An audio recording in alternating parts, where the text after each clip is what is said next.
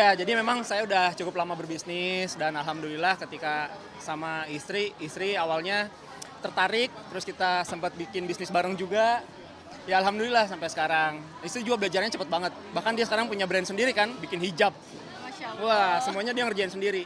Nggak, Udah kalau makin pinter sekarang. sayang iya kan ini kan kamu yang ngarahin, kamu yang bimbing, dan banyak yang nanya Janet tuh kok jarang kelihatan di TV, kemana aja? Nah ini yang lagi Iya. Janet coba dalemin, Janet bangun karena ternyata untuk belajar jadi seorang entrepreneur, womanpreneur itu ternyata memang kita harus terjun ke bawah, dari bawah dulu, dari basicnya dulu.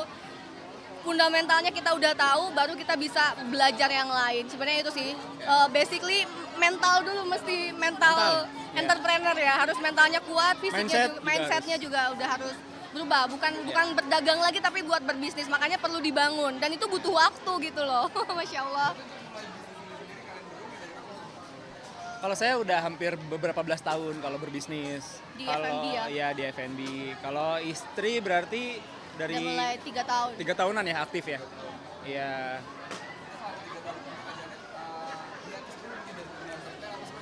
Sambil jadi kadang-kadang gini, emang kan kita nggak bisa ngebagi waktu yang sama dengan 2 pekerjaan tuh nggak bisa. Jadi kadang-kadang kita harus mengorbankan dulu di entertain, pas kita harus fokus di bisnis. Kayak misalnya kalau misalnya Janet ikut ke suami, otomatis kerjaan Janet yang di entertain, Janet hold dulu ketika nemenin suami. Begitupun Janet, kalau misalnya ada kerjaan, suami cuti dulu di kerjaannya. WFA, work from anywhere. Jadi di belakang panggung buka iPad gitu.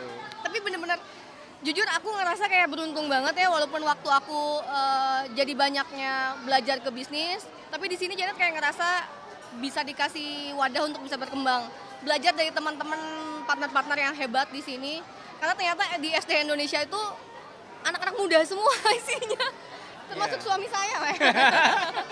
Dasar. Ya kayak jadi masa sih mereka aja bisa kok aku enggak gitu, walaupun misalnya aku di dunia entertain yang nah makanya suami ngajarin aku harus dari benar-benar fundamentalnya dulu, mentalnya dulu, mindsetnya dulu, sampai terjun sendiri cari. Kalau misalnya sekarang Janet bisnis di hijab ya, karena alhamdulillah Janet udah berhijrah, alhamdulillah.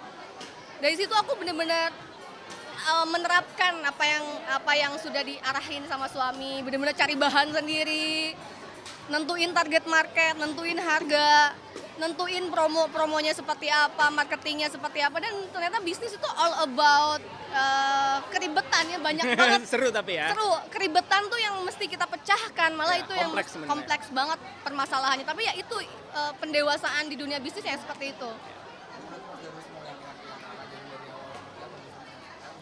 Aku tuh senangnya suami itu enggak yang mendikte, enggak sama sekali. Jadi suami itu apa yang dia lakuin aku coba menyukai dulu. Jadi nggak ada pemaksaan dari suami itu, kamu jadi enggak gitu. Jadi aku ngelihat dulu dia bisnis kayak gimana. Aku tuh orangnya kepo. Itu apa sih sayang? Kayak gimana sih? Iya. Jadi dia pun orangnya tipe yang seperti itu. Ketika aku bertanya pasti dia akan ngasih tahu, ngejelasin dan segala macam. Pas dia tahu Janet seneng bisnis juga, makanya kalau ada opportunity apa dari dia, misalnya ini sayang ada invest di sini, aku langsung sayang aku mau dong. Ini gimana sih emang sayang? Nah dia kayak penerjemah di dunia perbisnisan gitu.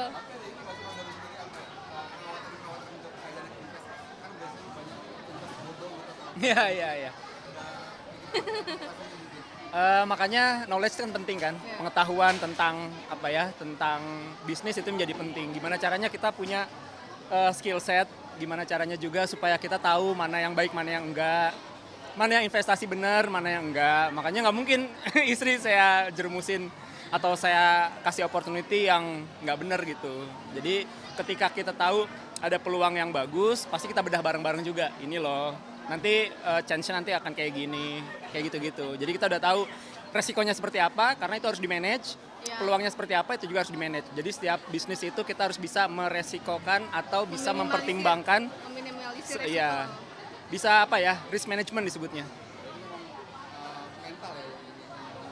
Ya, Ya. harus sudah siap karena segala sesuatu juga pasti bisnis ada resikonya. Apapun Ya. lah mungkin yang kita lakukan di dunia ini ada resikonya, tapi kalau kita tahu knowledge-nya, minimal kita bisa meminimalisir dan udah siap dengan itu gitu. Udah tahu konsekuensinya. Ya itulah dinikmati seni dalam bernyanyi, begitupun seni dalam berbisnis ya. Ada naik, ada turun, ada untung, ada rugi, itu benar-benar sesuatu hal yang menurut kita udah wajar. Tapi bagaimana kita untuk bisa tetap nge-up terus gitu. Dari semua bisnisan kita itu nyari lagi nih, apalagi yang bisa kita scale up, apalagi nih yang bisa kita expand gitu, kembangkan, bener. Jadi bisnis itu sebenarnya tentang seni memecahkan masalah. Ketika masalah itu bisa ke-solve, pasti ada peluang, kesempatan, dan cuan. Ya, betul. Ya. Seru ya? Dari kalian berdua nih, terutama Mas Dani, Kak Janet sekarang udah fokus ke bisnis. Ya. Mas Dani sendiri lebih suka Kak Janet Nyanyi. Ya. Sebenarnya itu bukan dua pilihan yang harus dipilih, karena gimana pun istri emang harus enjoy dulu, istri harus suka, istri harus menikmati segala macam prosesnya. Ketika tahu di bisnis harus tahu juga resikonya seperti apa, prosesnya seperti apa, capeknya seperti apa, stresnya seperti apa. Dan untungnya istri udah tahu akan hal itu dan bisa mengelola dan mengontrolnya. Karena kalau nggak bisa dikelola, nggak bisa dikontrol, wah pasti berantakan. Yes. Ngaruh ke pribadi, ke segala macam. Iya, Alhamdulillah iya. istri juga belajarnya cepet banget di bisnis, improve-nya juga cepet, ide-idenya juga liar, ternyata bagus-bagus idenya. Jadi all the best lah pokoknya, kamu mau di nyanyi, mau di bisnis, yang penting kamu happy, kamu enjoy, dan aku selalu ada di samping kamu. Masya Allah. sampai di titik sekarang, bangga dong. Bangga banget. Istri jadi apapun, aku selalu bangga. Yang baik tentunya buat Iya kita. Tapi ya itu salah satu yang penting ya, apapun yang aku kerjain, kalau misalnya aku nggak dapat restu dari suami ya itu nggak akan jadi apa-apa gitu. Jadi tetap balik lagi, aku izin dulu sama suami, sayang aku lagi bikin hijab, kamu bantu pantau ya. Maksudnya aku kalau misalnya ada yang pengen aku tanyain dan segala macam, dia benar-benar kayak ngebebasin aku untuk berkreasi. Di hijab kamu mau dibikin apa silakan aja gitu. Jadi suami benar-benar nanti kalau pas misalnya aku ada yang mesti di solve gitu, ada yang mesti dipecahin, sayang ini menurut kamu gimana ya. Nah dia selalu ngasih ke aku advice yang kayaknya gini nih sayang, gini nih. Itu yang menjadi menurut aku ya nikmatnya di situ. Karena alhamdulillah aku dari dulu sebelum jadi penyanyi di 200 aku tuh udah mulai jualan. Dulu tuh jualan baju di pinggir jalan, udah senang jualan minuman kolak pas bukaan, jadi senang, jadi dimulai dari situ. Tapi setelah kenal sama suami jadi dikasih tahu dagang sama berbisnis itu dua hal yang berbeda katanya. Akhirnya aku tertarik untuk belajar bisnis di situ. Gitu. Mantap. Oke, pemirsa terima kasih banyak tadi sudah mengikuti kegiatan dan kesibukan Janet hari ini. Mudah-mudahan bisa mampir ke sini ya, ke Cibinong City Mall. Ya.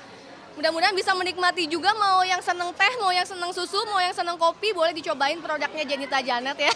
Sama suami, ada Momomil, ada juga Se Indonesia. Mudah-mudahan kita bisa mensupport produk-produk lokal. Kalau bukan kita, siapa lagi? Beli yang banyak, kita cintai produk yang ada di Indonesia ya. Ya. Sampai ketemu lagi di kegiatan Janita Janet yang lain, semoga bermanfaat. Assalamualaikum.